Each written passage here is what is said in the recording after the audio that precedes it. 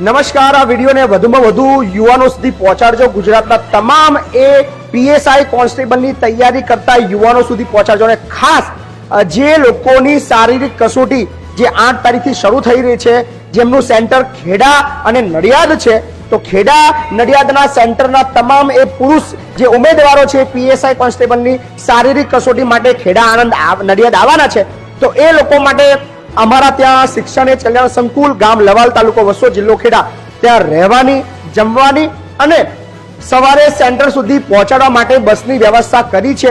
બહુ બધી કોમેન્ટો મારામાં આવી હતી કે મહીપતસિંહ બધું કામ કરો છો, તો આ પણ થોડું કરજો.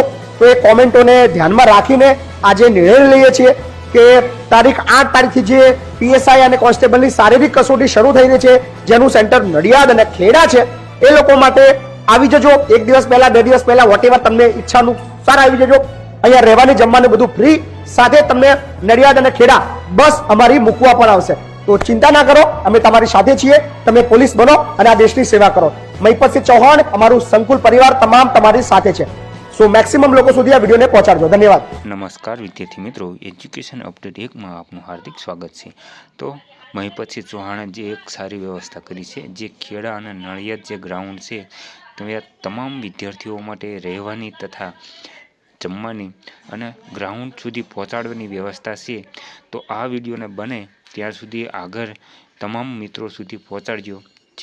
જે નડિયાદ અને ખેડા ગ્રાઉન્ડ હોય તેમને ખાસ આ વિડીયો મોકલવા નમ્ર વિનંતી છે.